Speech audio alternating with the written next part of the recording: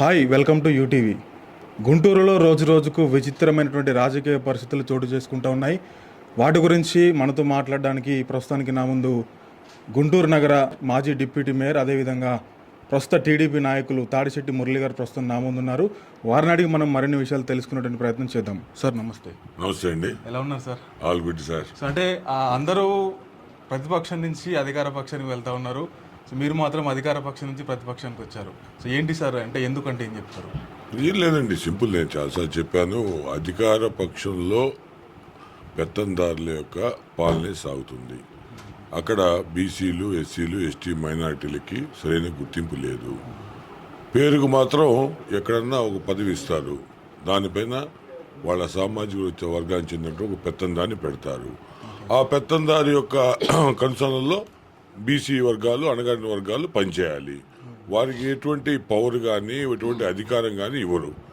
So ఇక అదే అక్కడ సిస్టమ్. అది ఇప్పుడు అధికార పార్టీలో సిస్టమ్, ఆ సిస్టంలో మేము ఇవ్వడలేమని మేము అర్థం చేసుకొని మాకేదన్నా, మాకున్నటువంటి వేలాది కుటుంబాలు, మా అభిమానులు, వాళ్ళకి ఏమన్నా మేమన్నా చేయగలిగే పరిస్థితి ఉందని చూసాము. సరే, మాకు పదవులు లేకపోయినా ఏం లేకపోతే పర్లేదు. అక్కడ ఆ పరిస్థితి కూడా లేదు. ఎక్కడైనా రికమెండేషన్ చేయాలి, లేకపోతే ఒక పదవి ఇవ్వాలంటే ఒక రెడ్డి సామాజిక చెందిన అతని దగ్గరికి వెళ్ళి, ఓ విజయసాయి రెడ్డో, లేకపోతే ఒక సజ్జల రామకృష్ణారెడ్డో, లేకపోతే ఒక సుబ్బారెడ్డో, ఇంకో రెడ్డో ఆ రెడ్ల దగ్గర పోయి చేతులు కట్టుకొని సార్ ఉడిగం చేస్తే దయాదాక్షిణాలు ఉంటే ఇస్తారు. కానీ ఇక్కడ నాయకత్వానికి అక్కడ గుర్తింపు లేదు.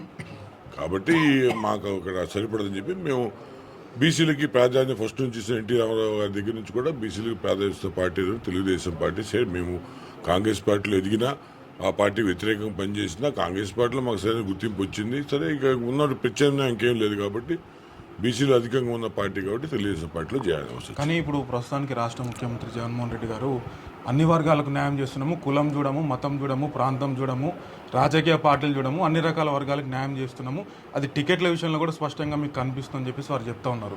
సో కానీ మీరు మాత్రము ఆ విధమైనటువంటి పరిస్థితి అక్కడ నెలకొల్పలేదు, అక్కడంతా కూడా భిన్నంగా ఉందని చెప్పి మీరు చెప్తా ఉన్నారు. అంటే ఈ విషయాలను ప్రజలు ఏ విధంగా అర్థం చేసుకోవాలంటే? ప్రజలకి నేను చెప్పేది ఒకటే అండి, సోషల్ ఇంజనీరింగ్ అనేది ఒకటి కాన్సెప్ట్ని జగన్మోహన్ రెడ్డి గారు తీసుకున్నారు. ఇప్పుడు ఇంతకుముందు చెప్పిన దాంట్లో కూడా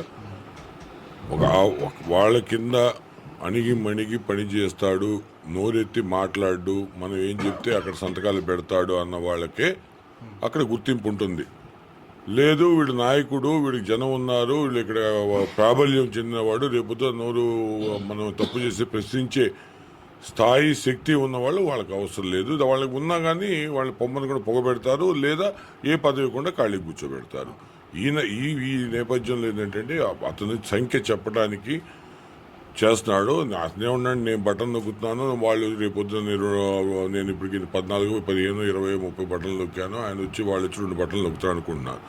ఖచ్చితంగా వాళ్ళు బటన్లు నొక్కుతారు. ఎవరికి నొక్కుతారు చూస్తే సైకిల్ గుర్తుకి, లేకపోతే గ్లాసు గుర్తుకి, లేకపోతే పువ్వు గుర్తుకే కొడుతున్నారు.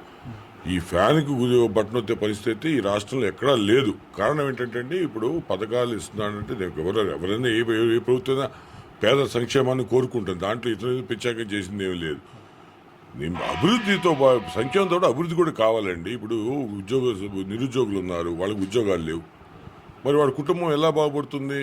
వాళ్ళు మీరు ఇచ్చే 10,000 తీసుకొని సరే కుటుంబం ఆ రోజుకి ఆ నెలకి గడుస్తుంది. మేమంటుంది ఏంటంటే ఒక విజన్ తోటి ఆ జీవితాంతం వాళ్ళకి ఒక ఉపాధి ఉంటే అది గొప్ప. కానీ ఒక ఇంజనీరింగ్ చదివిన, MBA చదివిన విద్యార్థులు లక్షల్లో ఉన్నారండి ఇక్కడ ఆంధ్ర రాష్ట్రం. ఎవరికి ఉన్నాయి ఉద్యోగాలు? వాళ్ళకు ఉద్యోగాలు ఇప్పిస్తే వాళ్ళ కుటుంబం అతనే పోషించుకుంటాడు.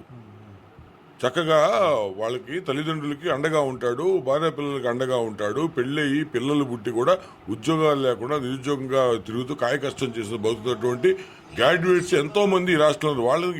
వాళ్ళ సంగతి ఏంటి? నిరుద్యోగం అనేది చాలా పెద్ద ప్రమాదం అండి. అందరూ వలసపోయి వేరే రాష్ట్రాలకు పోయి పనిచేస్తున్న పరిస్థితి. మళ్ళీ ప్రభుత్వం వస్తున్న కళ్ళగన్నారు. ఇదంతా కూడా వ్యతిరేకత ఉంది, తక్కువ రైతుల్లో వ్యతిరేకత ఉంది. మరి అన్ని వర్గాల్లో విద్యార్థుల్లో తల్లిదండ్రులకు చేస్తున్నాడు ఎన్ని ఉత్తిమాటలు, మాయ, దగ, మోసం తప్ప ఇంకెళ్ళలేదు. కానీ ఇక్కడ చిన్న మాట సార్, నిరుద్యోగులు అన్నటువంటి విషయాన్ని ప్రతిసారి ప్రతిపక్షాలు తీసుకురాగానే అధికార పక్షం ఏమంటుందంటే 2 లక్షల వాలంటీర్ల ఉద్యోగాలు ఇస్తున్నాం కదా, సో దీంతోపాటు ఇంకొన్ని ఖాళీలను కూడా భర్తీ చేస్తూ ఉన్నాము, ఎందుకు మా ప్రభుత్వం మీద బురద జల్లేటువంటి ప్రయత్నం చేస్తూ ఉన్నారు అని వాళ్ళకి మీ సమాధానం ఏంటి సార్? అసలు ఎవరండి వాలంటీర్లకు ఉద్యోగాలు ఇచ్చారని అంటున్నారు? వాళ్ళకి అపాయింట్మెంట్ లెటర్స్ గవర్నమెంట్ ఉద్యోగం ఉందా, వాళ్ళకి ఇస్తుంది 5,000 రూపాయలు.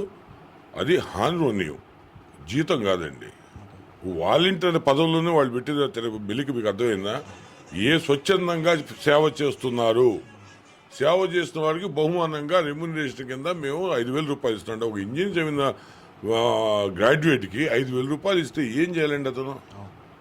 ఏమి ఇప్పుడున్నటువంటి సామాజిక పరిస్థితుల్లో ఇప్పుడున్నటువంటి దీంట్లో 5,000 రూపాయలు తీసుకుని అతను నెలంతా బతకగలడా, కుటుంబాన్ని పోషించగలడా?